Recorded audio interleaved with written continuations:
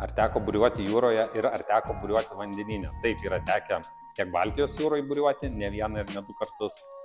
Ar vandenyne? Vandenyne taip, yra tekę, esu kirtęs Atlantą prieš keletą metų. Ar teko kad nors gyvenime papulti didelę audrą?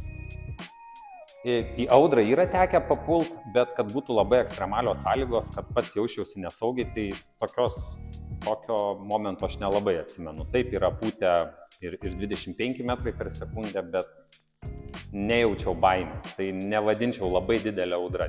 Audra taip, bet į labai didelę ne. Kas yra man jūrligė? Taip, labai mėgstu vandenį, labai mėgstu buriuoti, bet turiu žiauriai didelę jūrligę.